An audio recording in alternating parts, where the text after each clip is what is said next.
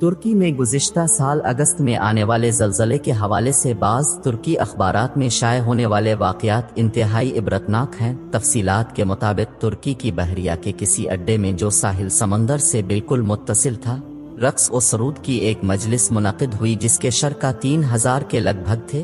وہاں ناچنے اور گانے والیوں کی ایک بہت بڑی تعداد نے شرکت کی اور شراب و کباب کی خوب محفل جی۔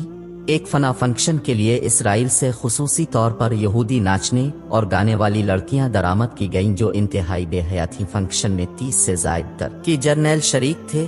بتایا جاتا ہے کہ اس وقت جبکہ انتہائی بے حیائی اور محشر مناظر پر مانی مجلس جاری تھی، ایک ترکی جنرل نے ایک کیپٹن کے ذریعہ قرآن کریم کا ایک نسخہ منگوایا اور اس سے پڑھنے کو کہا۔ جب اس نے پڑھا تو اس سے اس کی تفسیر پوچھی تو اس نے لا علمی کا اظہار کیا۔ اس کے بعد مذکورہ جنرل نے قرآن کریم کے نسخے کو لے لیا اور پھاڑ کر ناچتے ہوئے یہودی اور ترکی لڑکیوں کے پاؤں کے نیچے ڈال دیا۔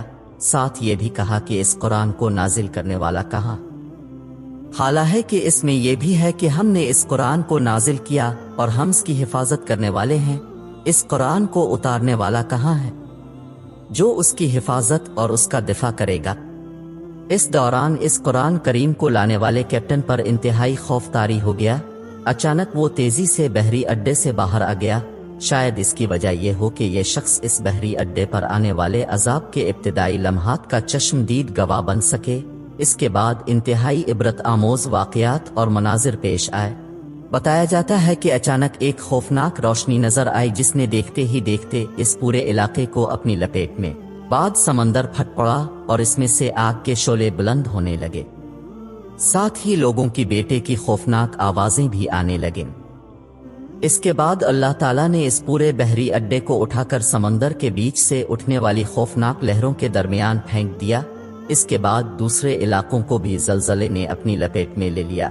عجیب بات یہ ہے کہ مذکورہ پروگرام میں شریک ترکی، امریکی اور اسرائیلی فوجیوں اور ناچنے گانے والیوں کی لاشوں کا کچھ پتہ نہ چل سکا کہ وہ کہاں گئیں۔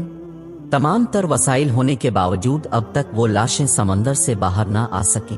قرآن کریم کی بے حرمتی کر کے ان لوگوں نے اللہ تعالیٰ کی غیرت کو للکار تو اللہ تعالیٰ نے انتقام لے لیا ہے۔ کوئی نصیحت حاصل کرنے والا اس واقعہ میں اگر چاہت تعالیٰ نے نہ صرف کل انسانیت کو بلکہ تمام مسلمانوں کو نہایت عبرت آموز سبق دینے کے لیے اپنے زبردست قصہ کا اظہار کیا ہے، جس سے پہلی بات ثابت ہوئی کہ قرآن پاک واقعی اللہ کی ہے اور اللہ ہی کی آسمانی کتاب ہے، کیونکہ اگر یہ اللہ کی چیز اور اس کی آسمانی کتاب نہ ہوئی تو اللہ کو شاید غصہ بھی نہ آتا۔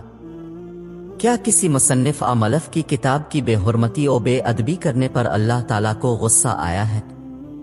ظاہر ہے انسانی عقل و شعور کے اعتبار سے غصہ اس کو آتا ہے جس کی چیز ہے۔ یہ بات نہیں کہ چیز کسی کی خراب و برباد ہو مگر اس پر غصہ کسی اور کو آئے۔ دوسری بات یہ ہے کہ کسی چیز کی جس درجے شہرت والی چیز کی بے حرمتی و بے ادبی ہوگی اتنے ہی نورجا و شدت کا اس کو غصہ بھی آئے گا۔